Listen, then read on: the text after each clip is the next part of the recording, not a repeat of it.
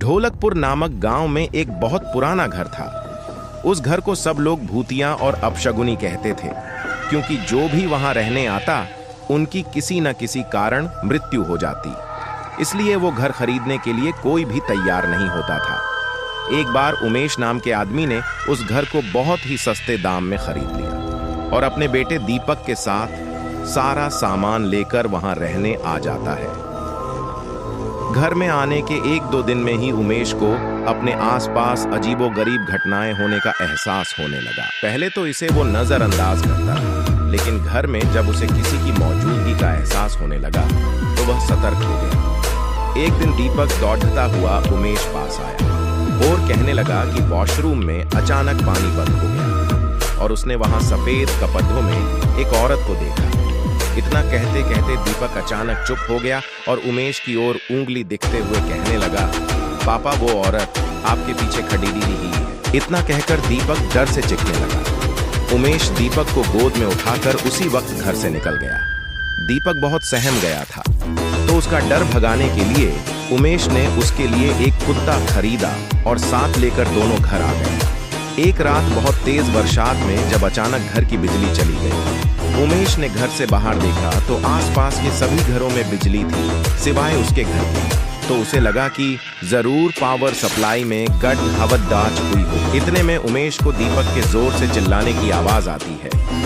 उमेश दौड़ता हुआ टॉर्च लेकर उसके पास जाता है। दीपक को दोबारा से घर में वो औरत दिखाई देती है। दीपक को सहमा देख उमेश उसे अपने साथ बिजली ठीक करने के लिए ले जाता है। उनका कुत्ता भी यहाँ वहां देखकर जोर से भौंकने लगा। उमेश को आभास होता है कि कोई उनके पीछे पीछे आ रहा है।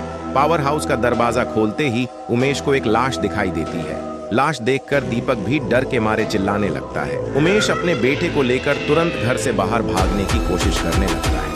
घर से बाहर निकलते हुए अचानक उमेश का पैर दरवाजे के पास बनी लकड़ी की बनी सीढ़ियों में फंस जाता है और बहुत कोशिश करने पर भी वह पैर बाहर नहीं निकाल पाता है। दीपक अपने पापा को बाहर खींचने की कोशिश करता है, लेकिन काफी प्रयास करने पर भी उसका पैर बाहर नहीं निकाल पाता है। कोई उपाय न दिखने पर दीपक अपने कुत्ते को लेकर वापस घर के अंदर चला जाता है। तभी वो औरत दीपक को एक कमरे खींच कर ले जाती है।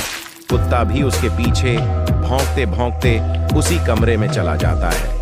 थोड़ी ही देर में कुत्ते के भौंकने की आवाज बंद हो जाती है और दरवाजा खुद बंद हो जाता है। वहां उमेश भी करीब 15 मिनट तक कोशिश करने के बाद अपना पैर बाहर निकालने में सफल हो जाता है।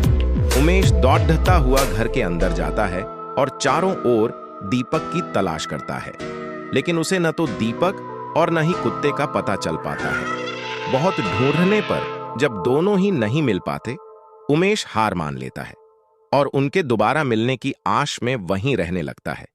कुछ दिन बाद उमेश बिजली ठीक करने वाले इलेक्ट्रिशियन को बुलाता है, लेकिन घर में दाखिल होने से पहले ही वह दरवाजे से ही उल्टे पैर वापस लौट जाता है। उमेश के पूछने पर वो कहता है कि आपके घर में एक औरत, एक बच्चा और एक कुत्ते का भूत दिखाई दे रहा है।